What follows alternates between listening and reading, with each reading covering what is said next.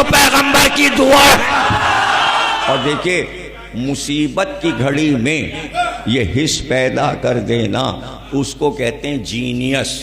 ہمارے ایک بہت بڑے عالم نکلے نصیر الدین طوسی، اتنے علوم پر انہیں عبور حاصل تھا، اپنے زمانے کے آیت اللہ تھے، اتنا عبور حاصل تھا ان کو کہ وہ علم کلام، علم تفسیر، علم حدیث، ہر چیز کے بلکہ ایک اور علم جانتے تھے، علم جفر، جس سے پتہ لگا لیتے تھے اب کیا ہونے والا ہے، اب کیا ہونے۔ اب بھی بہت سے جاننے والے ہیں اور لوگوں سے رجوع بھی کرتے ہیں کہ اب بتائیے فلاں ملک میں کیا ہوگا، فلاں، وہ بتا دیتے ہیں اب یہ ہونے والا، لیکن کون غور کرتا ہے کہ کیا ہونے والا، اس لیے کہ لوگوں کو یقین نہیں ہوتا کہ اب مستقبل میں کیا ہونے والا ہے، لیکن ان کو پتہ تھا۔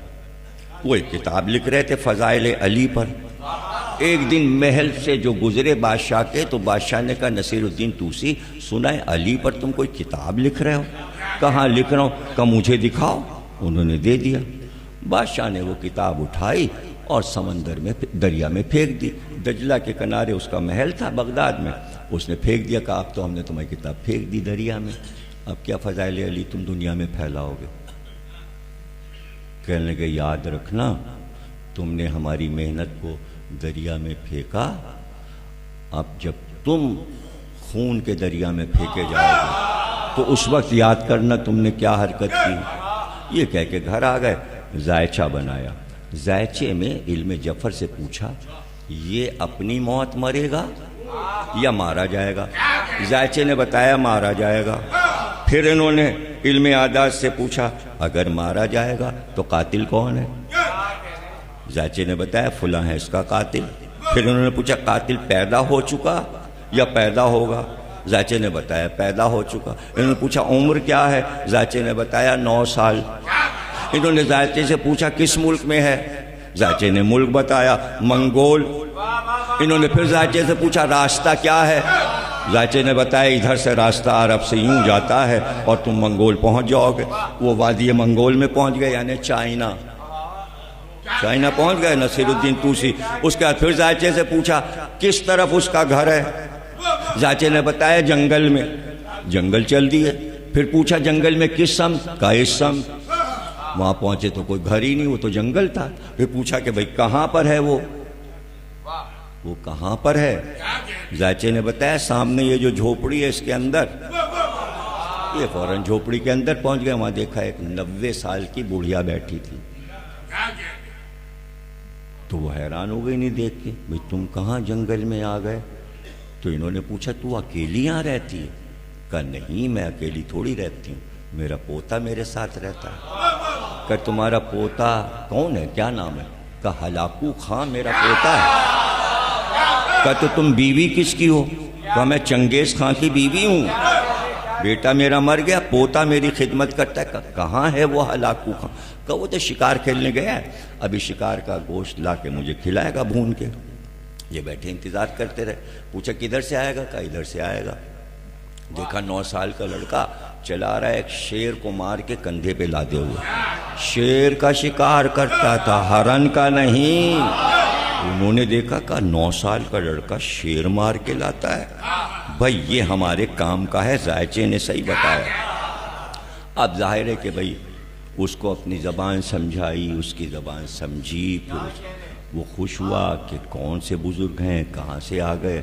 تو انہوں نے بتانا شروع کیا یہ تو جو اپنی تلوار اور تیر اور کمان، ارے کوئی کام تو کر، کام کا کام تو کر۔ تو اس کو سمجھایا کہ بھئی دنیا میں ایک ہوتی ہے بادشاہت، اور ملکوں کو ملا کے اس کا بادشاہ بنا جاتا ہے۔ کہ اچھا یہ کیسے بنا جاتا ہے؟ کہ یہ آس پاس کے قبیلے جو ہیں نا سب کو فتح کر لے اور ان کو اپنے انڈر میں لے آ، اور اس کے بعد جب یہ پورا لشکر تیرا بن جائے تو ایک ملک پہ حملہ کر، پھر دوسرے ملک پہ حملہ کر، اور پھر تو بادشاہ ہو جائے گا۔ کہا یہ تو بڑی اچھی بات ہے۔ اس نے حملے شروع کیے، سب اس کے زیر نگیں ہو گئے، قبیلے سب جمع ہو گئے۔ تو چنگیز کا دور لوٹ آیا۔ دادی نے اس سے کہا کہ بھئی یہ تو تیرے استاد نے تو تیرے دادا کی کھوئی ہوئی حکومت دلا دی۔ اب جب وہ فاتح ہو گئے منگول کے بادشاہ، تو نصیر الدین طوسی نے کہا اب اگلے ملک چلو۔ کہا آپ کہاں چلے؟ کہا چلو افغانستان پہ حملہ کرو۔ وہ حملہ کر کے وہاں پہنچ گیا، بھائی فتح ہو گیا، آگے بڑھو۔ کہا آپ کہاں چلے؟ اب ترکستان چلو۔ اب کہاں چلے؟ اب عراق چلو۔ عراق پہنچے، کہا بھائی اب کہاں چلے؟ کہا بغداد چلو۔ بغداد چلو، کہا بھئی حملہ کر دو۔ اب تو سب اس کو پتہ ہی تھا، سب کچھ تو سیکھ ہی لیا اس نے۔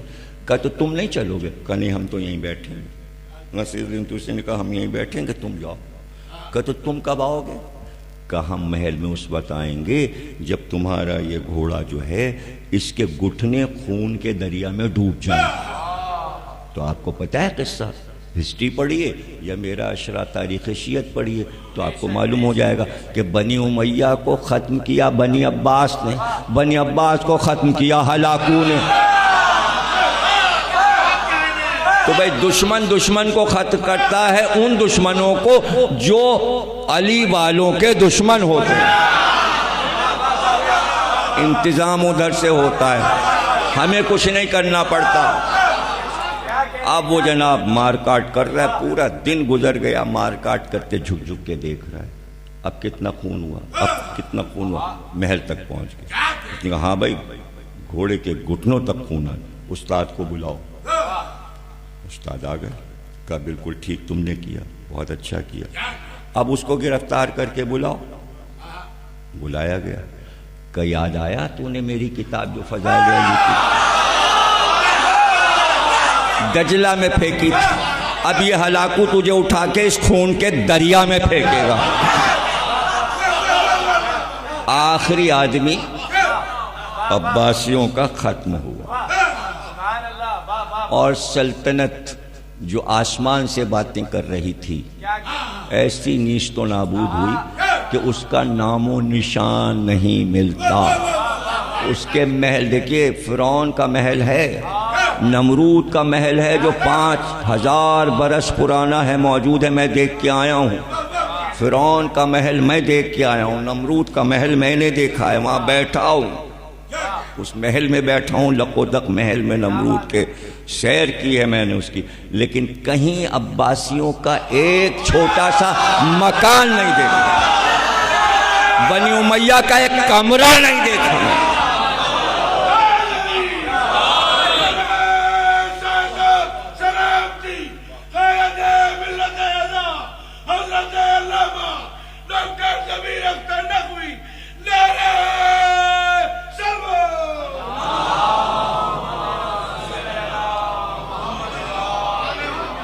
تو سارے مولویوں نے ہلاکو کو ڈرایا، تیری دادی کو عربی آتی نہیں، فرشتے عربی بولتے ہیں۔ تو پھر کہا کیا کریں؟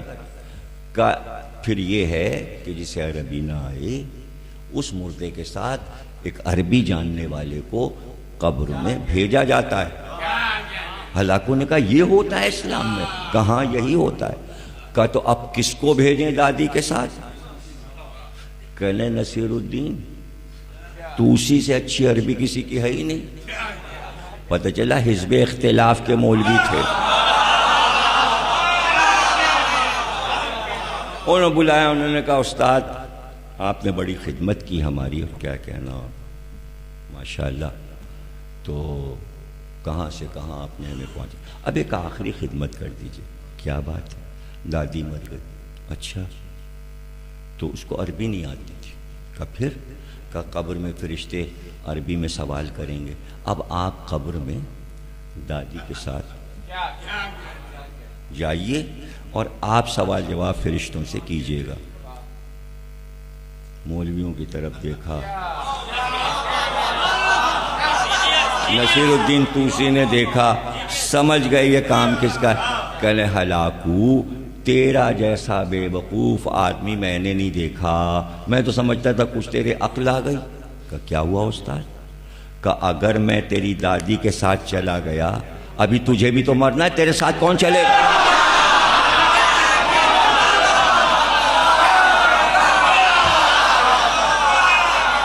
کہاں استاد یہ تو ہے مجھے بھی مرنا ہے، تم میرے ساتھ چلنا، لیکن پھر دادی کے ساتھ کسے بھیجوں؟ توسی کہنے لگے یہ سب جتنے بیٹھے نا سب کو بھیج دو، یہ سب کام کر دیں گے، اس نے قبر بڑی کھدوائی کہ ان سب کو دادی کے ساتھ اسی میں گاڑ دو.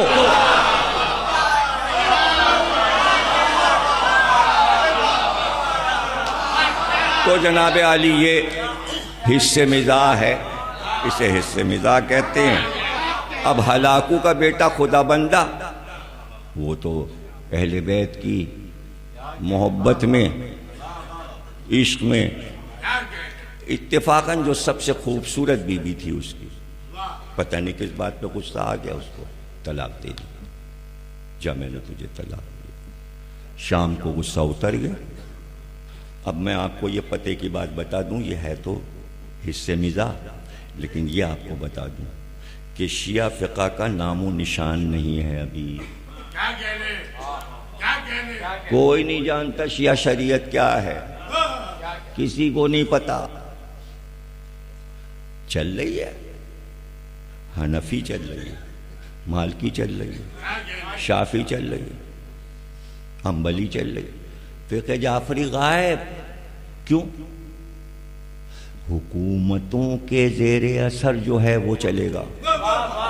اب بھی جو حکومتوں کے زیر اثر ہے وہی تو چل رہا ہے. ہماری کہاں ہے؟ انچولی، جعفر تیار، رضویہ، بات ختم ہو. پورے ملک میں کس کی چل رہی ہے؟ جو حکومت والے انہی کی تو چلے گی. تو یہ تو شروع سے چلا آ رہا، اس میں برا ماننے کی کوئی برا ماننے کی تو چلا آ رہا ہے نا. عراق سے، ایران سے، تمام سے چلا آ رہا ہے. پوری دنیا میں، ہندوستان میں جہاں جائیے حنفی فقہ سب سے اوپر، اس لیے کہ حکومت کی فقہ ہے. ہماری کب حکومت کی رہی؟ بس کمیٹیاں بنا لیجئے اور نام رکھ لیجئے. بس نام رکھنے سے کیا ہوتا ہے؟ نفاذ تو نہیں کرا سکتے.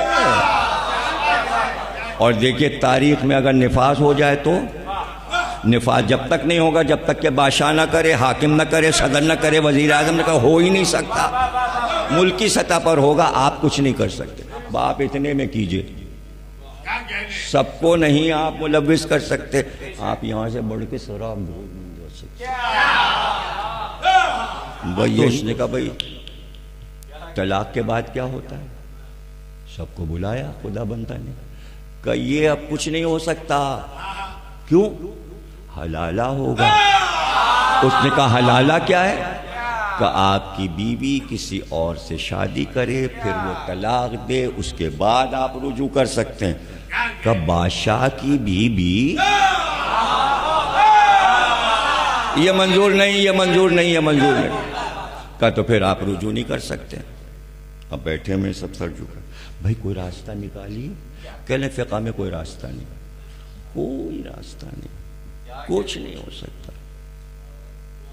ان کا بھائی ہم سب کے سر قلم کر دیں. اگر تم نے نہیں کہا، میں اس کو اپنے ہاتھ سے کھونا نہیں چاہتا. وہ میری لاڈلی بیوی ہے، میں اسے چھوڑنا نہیں چاہتا. میں تم سب کے سر اڑا دوں گا. فیصلہ کرو ابھی، کیسی فقہ ہے تمہاری کہ تم تو سب نے گھبرا کے کہا بھائی ہماری جان چھوڑیے، وہ ایک رہتا ہے جو کچھ کر سکتا ہے. کہنے وہ کون ہے؟ کہا وہ نجف میں رہتا ہے. کہا اس کا نام کیا ہے؟ کہا علامہ ہلی. اب نجف سے علی کی فقہ چلی جسے جعفری فقہ کہتے ہیں. سپاہی پہنچے، کہا چلیے بادشاہ نے بلایا. کہا پاگل ہو گیا بادشاہ جو مجھے بلایا؟ کہا آپ کو چلنا پڑے گا، بڑا گہرا مسئلہ، آپ کو چلنا پڑے گا. سپاہی لشکر اور آپ کو چلنا پڑے گا. بھئی ہم کہیں نجف سے نہیں جاتے، ہم مولا کا پہلو نہیں چھوڑتے. کہ آپ کے جد کے دین پہ وقت پڑا ہے. کہا چلو چلو چلو چلو. اب گدھے پہ بیٹھتے، گدھے پہ بیٹھے. ان کا بھائی آپ سواری پہ بیٹھے، ہم اپنی سواری پہ بیٹھے. چلے بھائی لے کے پہنچے.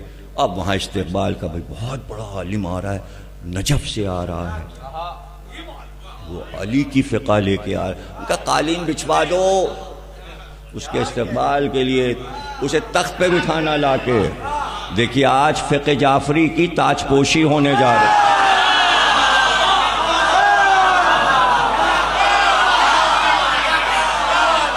یہاں سے فقہ شروع ہوئی اور تخت پر پہنچتے پہنچتے پروجیکٹ ہو گئی. بھائی یہ مسئلہ ہے. کہا یہ مسئلہ ہے تو ایسا مسئلہ ہے. کون کہتا ہے حلالہ ہوگا؟ حلالہ ہوتا ہے 3 طلاق پہ. تم نے ایک بار کہا ہے، ایک بار طلاق دو پھر رجوع کرو، پھر طلاق دو پھر رجوع کرو، جب تیسری بار چوتھی بار آئے تب حلالہ ہوتا ہے. یہ مسئلہ آج تک پسند کیا جا رہا ہے فقہ جعفری کا. یہ ہے طہارت، یہ ہے پاکیزگی. تو اس نے خدا بندہ نے کہا بھئی یہی رائج کر دو. ابھی تک کیا رائج تھا؟ پہلی بار عراق کی حکومت نے فقہ جعفری رائج کی اور آج تک وہاں موجود ہے. وہاں سے اٹھی تو ایران میں آئی اور ایران سے نکلی تو ہندوستان میں آئی. تو فقہ جعفری پہچانی گئی. احسان کس کا؟ علامہ ہلی. کیا کہنا علامہ ہلی کا؟